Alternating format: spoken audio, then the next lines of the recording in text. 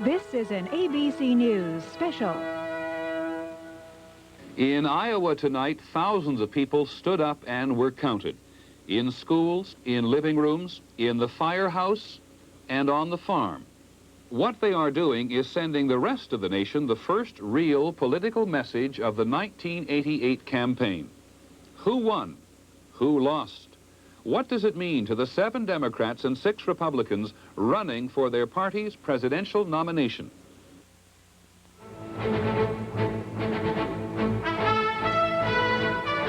From ABC News, this is the 88 vote. Tonight, round 1, Iowa. Now reporting from the Iowa State Capitol in Des Moines, Peter Jennings and David Brinkley. Good evening and welcome to the center of the political universe for one more night. All across Iowa tonight, voters are finally having their say. After months of talk from the candidates and the media, the first challenge for Republican and Democratic presidential hopefuls involving real people. With me, as always, to join us on this and every other night through the political year, David Brinkley. David? It's been an even more interesting day than we expected. There have been surprises. We will bring you the whole details now that it's all, whatever has been done has been done. The last promise made, the last hand shaken, the last pig patted, and the last pancake breakfast. Now it is all in the computer, and we'll bring it to you. And standing by on the other side of Des Moines to talk to us on this first night is the big story, Pat Robertson. But before we talk to him, let us look at what the results are. And let's start with the Democrats. The Democrats vote in 2 waves in their caucuses. And what we're going to look at first here is the projection of the winners, the ABC projections, based on the first round of 2 rounds of actual voting in the Democratic caucuses. We are projecting that Richard Gebhard, the congressman from Missouri, is going to win, that Paul Simon, the senator from Illinois, is going to come in second, and Michael Dukakis, the governor of Massachusetts, is going to come in third. And that Jesse Jackson, increasing his vote almost 4-fold since 1980 here, is going to come in next, and then uncommitted. Remember, back in 1976, uncommitted actually beat Jimmy Carter. And then at the bottom of that list, almost at the bottom of that list, I should say, Bruce Babbitt, 6%, whose campaign never took off. And Gary Hart, there's the political story in many ways of 1987, who gets 820 votes so far, with 62% of the Iowa precincts reporting that. In the first wave of the voting in the Democratic caucuses, if you don't get 15% in the first wave, then there's a lot of coalition building, and there's some negotiating, perhaps shifting weight to other candidates. But we see no indication at this moment that in the second wave it is going to change. Excuse me. Let's have a look at the projections on the Republican side. And here, of course, is largely the big story of the night. We are projecting on the basis of a straw poll or a secret ballot, which the Republicans take at the beginning of their caucuses, and with 93% of the caucuses around the state reporting in, that Robert Dole, the senator from Kansas, is going to win. Pat Robertson is going to come in second with 24% of the vote. And George Bush, who won back here in 1980 and had an incredibly strong state organization for a long period of time, has taken a very severe blow and come in third. Let's look at Jack Kemp in fourth and Pete DuPont in the next position. And now, standing by at his headquarters in Des Moines, is the Reverend Pat Robertson, who, as we said, is the story this evening. No one seemed to be able to predict, Mr. Robertson, how you were going to win, though you've been the story for 24 hours. How did you do it? Well, Peter, we reached out to a broad coalition of people. People were wondering if I could broaden my base. The answer was yes. We brought in people who were traditional Democrats, blue-collar Democrats, Roman Catholics, farmers, students, housewives, but people who were unified around one theme, that we wanted to restore the greatness of America through moral strength. These are people who said, let's make America #1, and we want somebody who isn't a politician to do it. You have, I think it's fair to say, scared the living daylights out of the Republican establishment here in the last 48 hours. Do you feel good about that? Well, I don't feel good about scaring anybody, but the truth is, when we had that big win in Hawaii on Thursday, I took 82% of the total vote, and Bob Dole got 9%, George Bush got 9%, and coming into here, it was much the same thing. I've seen wonderful support. It's humbling to me to see that kind of support, but I believe after this win in Iowa, I'm going to be coalescing the conservatives. Many of the Reagan supporters around the country will be coming over to my campaign, and I think that among the staunch supporters, they will be given heart. It'll be like I had a rocket strapped to my back now, and I should be taking off very substantially in, well, in if New you Hampshire do that, State. if you do that, we certainly would like to see it. We'd like to have pictures of it, Mr. Robertson. Now, I'll look, do it, David. All right.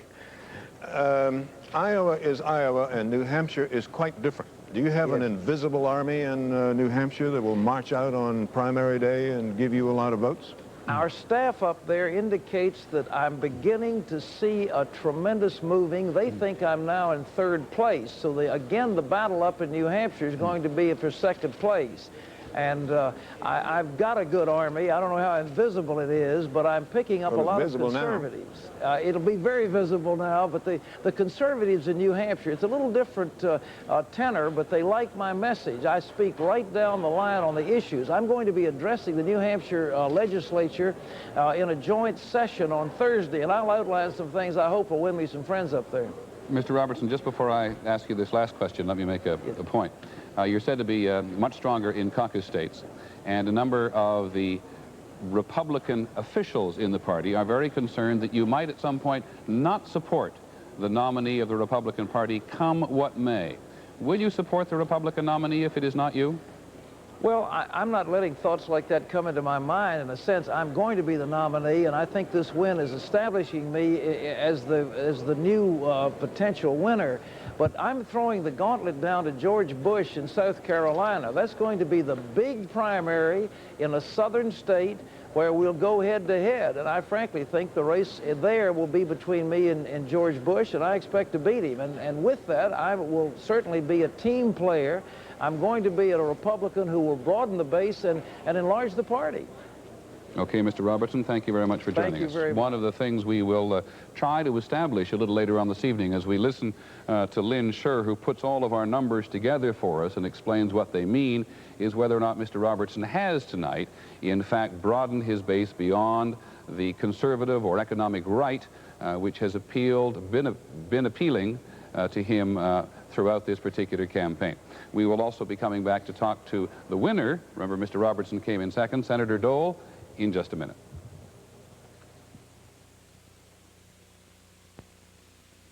Live from Des Moines, Iowa, this is ABC News coverage of the 88 vote. Brought to you tonight by Citicorp.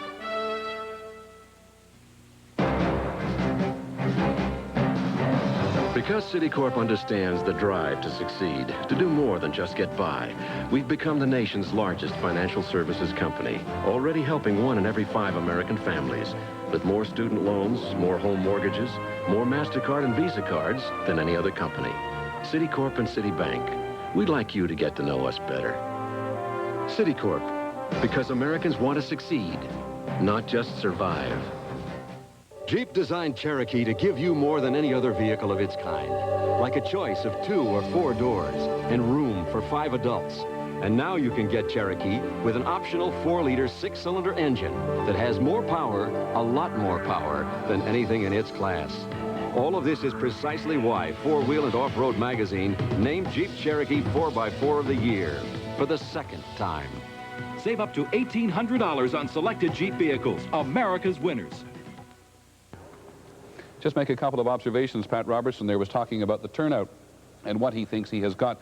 In fact, there was a big increase in turnout for the Democrats since 1984, and David, a considerable increase among Republicans, though not as big as it was for Democrats. Well, all of this is a bit deja vu. You know, he's running against Washington. He's running against the bureaucrats. Jimmy Carter ran against Washington and the bureaucrats. Ronald Reagan ran against Washington and the bureaucrats. Now, Robertson, he hasn't won yet, but he's doing better than we expected. I must say, I was over at his campaign headquarters the other night, and there was sort of a glint in the eye, though they wouldn't tell us much about how well organized he was. But I can tell you this, that in the eastern part of the state, they brought in babysitters from Illinois so that people could get out and attend the caucuses. And before the caucus tonight, they held potluck dinners all over the country so they could have an early assessment of just how well they were going to do in these caucuses. Let us go to New York now, where our Dean of Numerology, Lynn Scherr, stands by with the assessment of what the numbers mean and whether or not, perhaps you can tell us, Lynn, whether or not Mr. Robertson is correct in his assessment of touching into the mainstream of Republican voters? Well, Peter, I'll tell you about Reverend Robertson in just a moment. Let me start with Senator Dole. His sweeping victory in Iowa tonight is due largely to his strength in farm and rural areas of the state. And that's according to interviews with 3,500 Republican voters as they entered their caucuses. But if we look at the way voters in the cities and suburbs cast their ballots, then we can see the real story tonight, why Pat Robertson did so well. According to our poll, Dole took 31% of the city vote, but Robertson came out nearly equal with 28%. And that cut very deeply into George Bush's support. He got only 16% of the city and suburban vote. And incidentally, that is just half of what Vice President Bush received in the cities the last time he ran in an Iowa caucus, which was 1980. And that despite what was considered a strong organization there. But when you look at Pat Robertson's strengths tonight, it's clear that the big city vote was only one factor. Half of Robertson's support came from those farm and rural areas, and the rest came from the cities and the smaller towns. So Pat Robertson is looking good across Iowa tonight, apparently taking votes away from George Bush's presumed strongholds. But if we can look ahead to New Hampshire, the next step, despite what he said, Robertson does not appear to have clear sailing. Our latest poll there shows that he is way behind Bush and Dole, and he has the highest negative rating in New Hampshire. More than a third of the people we talked to said they would not vote for Pat Robertson. Peter? Thanks, Lynn, very much. I'm also reminded that about a year ago in this state, Pat Robertson said he could turn out 70,000 people. Then he scaled it back to about 40,000 people, David. And then a short while ago, they began to hide the ball. There's a real organizational thing there which nobody else in the more established Republican Party can get their hands on. Quite fascinating. Well, they seem to be his people there. You know, in his in his political rallies, the audience reaction was as if in a church. They kept saying, "Amen, hallelujah," though he was talking politics.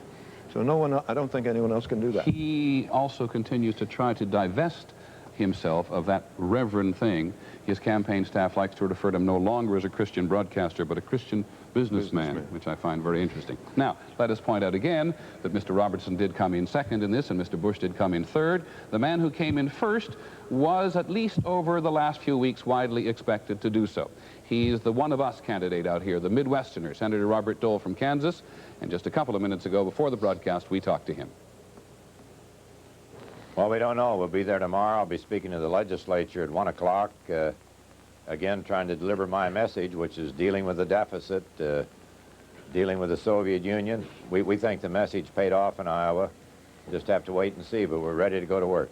You begin moving up in the polls in New Hampshire already. Is there some thought in your own mind you can actually beat George Bush in New Hampshire? Well, we thought about that, but again, that's going to be determined by the voters. We had a lot of confidence in the Iowa voters. They looked at us pretty carefully. They do the same in New Hampshire, and they've been looking for a long time. I think there's a big pool of undecided voters in that state, and hopefully they'll take a good hard look at Bob Dole. Senator, what do you make of Pat Robertson's very strong showing, coming in second? Well, I think it did surprise me. I must say our tracking was Dole versus Bush. Our numbers are about what we predicted, what we felt might happen, but the Robertson numbers were obviously, we didn't measure those. We knew they were higher than other polls had indicated, but it's a remarkable showing by Pat Robertson. It means there are a lot of people out there that might become Republicans. Well, and a showing less than expected for Vice President Bush, wouldn't you say? I would say so. I mean, it seems to me when the Vice President did very well here in 80, 30-some% of the vote, left this state thinking he might go all the way. I don't know what happened, but it's been a good, hard race. But I do believe that the Iowa voters, just as New Hampshire voters, want us to be more specific. They want to know what Bob Dole's going to do. Bob Dole might get elected. Bob Dole may have to deal with the Soviets. He has to deal with a deficit. So we've been trying to make that clear as we travel around. We think it's paid off. Senator, I think everyone assumes that you and Vice President Bush are going to go on sniping at each other in some personal level. Do you think that hurt the Vice President here? I don't know, but you're not going to find Bob Dole doing it. I don't believe in personal attacks, and I'm going to try to stick with the issues, stick with our game plan. Now, if somebody attacks my wife, I might raise my voice, but otherwise, I'm going to stay right out there on the issues. And let's look a little past New Hampshire. How well do you think you are organized in the South, and therefore how well positioned in the South? We're really quite well organized. I think people have been looking at the numbers, and it's been 2-to-1, Bob Dole second, Bush first. We come back after New Hampshire. Remember, we come back to the Midwest again, back to South Dakota, back to Minnesota, then Wyoming, then Kansas, then South Carolina, Vermont. So there's still a number of states before Super Tuesday. Now, if we can continue talking issues and do well in those states, I think we might do well in the South. Oh, we know you're planning your campaign and not Vice President Bush's campaign, but right. from your best judgment, what does he have to do now to recover? I really don't know. I mean, I think that's going to be a big, you know, I bet they're meeting right now in New Hampshire. I don't know what they do to recover. Maybe it's just a temporary problem. Maybe Iowa was never going to be a Bush state. But I assume they're looking at all the options. While they're doing that, we're working on our speech tomorrow to the state legislature. Senator, thanks for taking the time to join us. Thank you. Thank you. And just before we continue this, a couple of observations. Our broadcast tonight is really split in two parts. The Republican part now, and then the Democratic part a little later on, because the Democratic caucuses, which are much more complicated than the Republican ones, are still going on. And though we're able to project Richard Gebhardt as going to be the winner based on the first of two waves of votings that the Democrats in the caucuses indulge in, the Democratic story is not yet fully unfolding here. And one more observation for those of you who don't watch the caucuses in Iowa quite as fervently as some. We know this is not the most typical state in the Union. It is 29th in size. It is very white. It is more liberal on many issues than other states. Very white, that is to say, virtually no blacks or Hispanics, and rather older than most states, but close to the national average in income and with a very healthy two-party system. And it has enough quirks to make the campaign interesting for all of us. So we're glad you could join us. We'll be back in a minute to talk about, though not to, George Bush.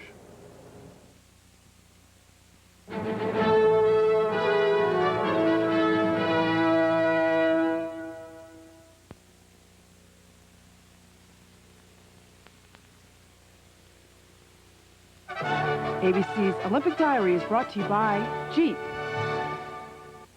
Sixten Nuremberg of Sweden is the greatest cross-country skier in Olympic history, perhaps the greatest Winter Olympic athlete of all time.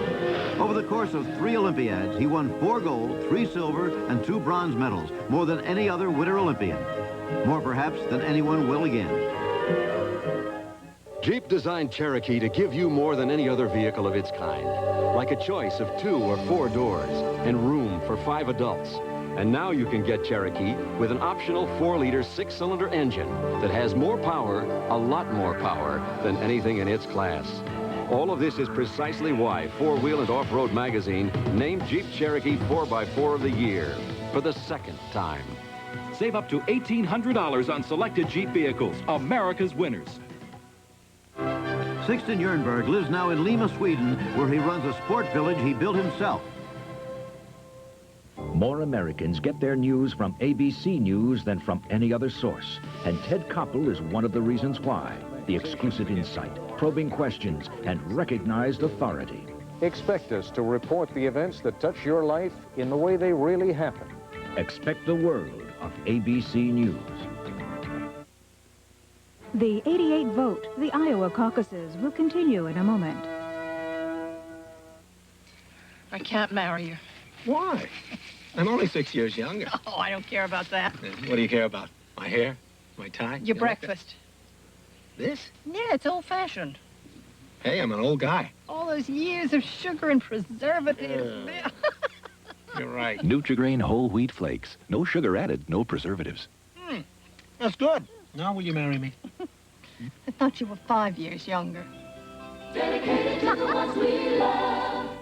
Let's hook up our phones, computers, messaging, the works through here. We can't. Our phone systems down south are 3 years older than the new one here. Same make, different technology. You bought us a $2 million phone system that doesn't work with anything else?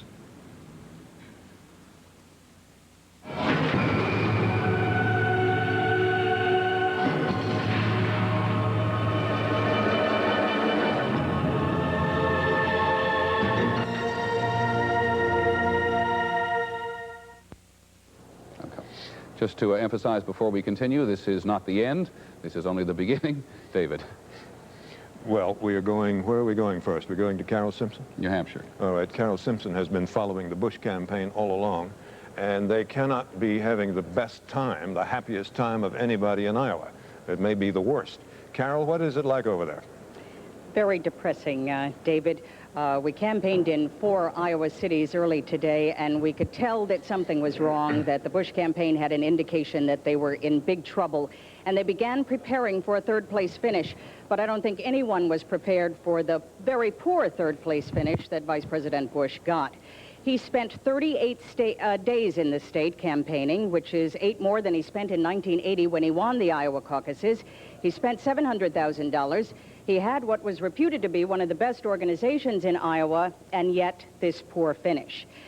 He went up to his hotel suite here in Nashua, New Hampshire, when we returned here, and he came down and talked to reporters and said that he was disappointed but not discouraged, and he offered his congratulations to Pat Robertson and to Bob Dole, promising that he would win in New Hampshire next Tuesday.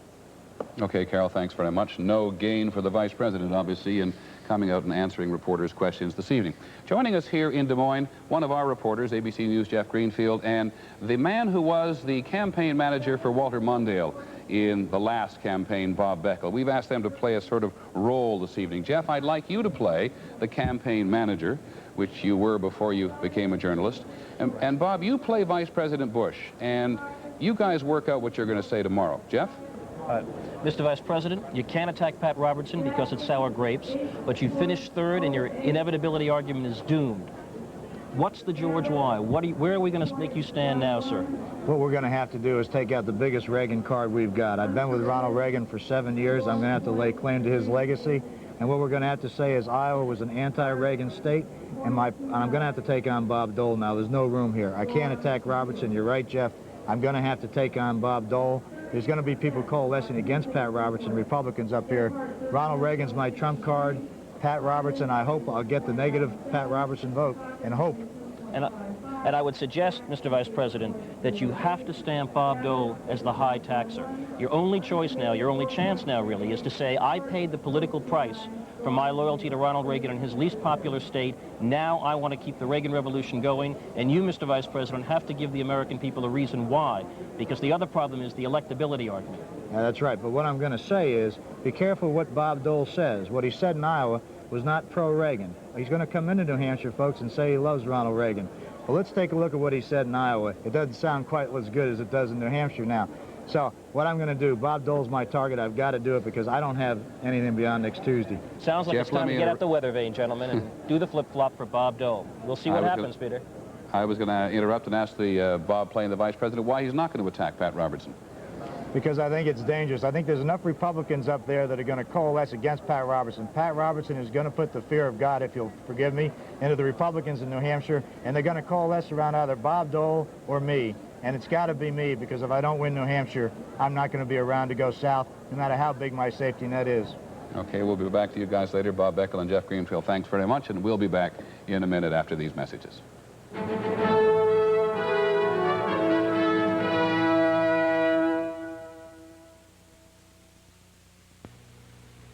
You can see the dream of success in the eyes of people all across America. At Citicorp, we understand the dream. That's why, as Citicorp and Citibank, we've become America's largest financial services organization, already helping 1 in every 5 American families, with more home mortgages, more student loans, more MasterCard and Visa cards than any other company. We'd like you to get to know us better. Citicorp, because Americans want to succeed, not just survive. It has the sophisticated styling of a European touring sedan and that wonderful European capability underway. Agile, precise, with room, more passenger room than any car in its class, and a 7-year, 70,000-mile protection plan. Introducing the 1988 Eagle Premier. It's well named because it's a first. An American car with European sophistication and handling. The Olympic spirit surely must rest solely within the individual. And yet it has provided, as the centuries roll along, wonderful dignity to those who just want to try. Not necessarily win, but try.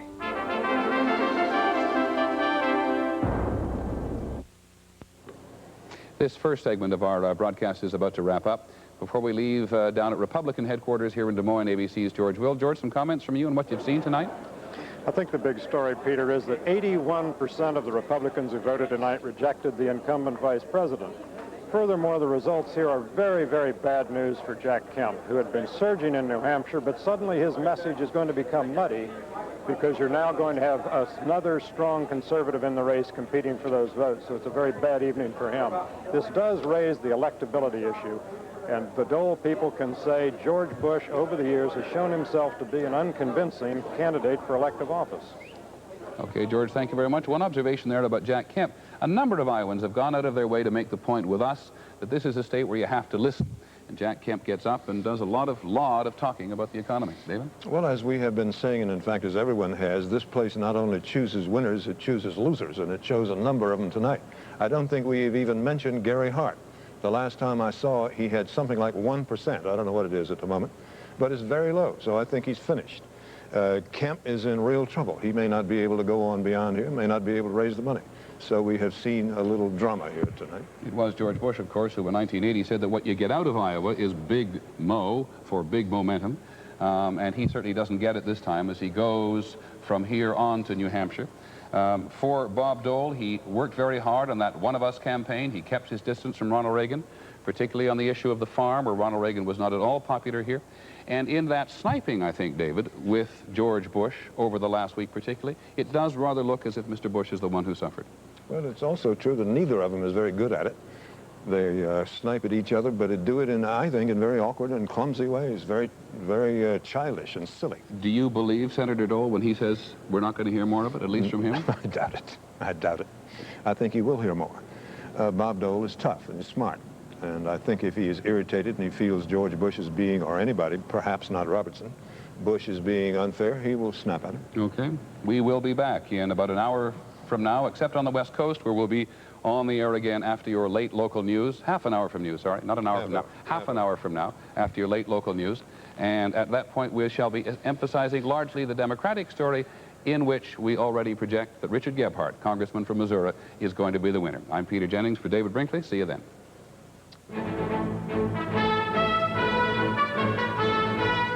This has been ABC News coverage of the 88 vote, brought to you by the all-new Eagle Premier from Jeep Eagle.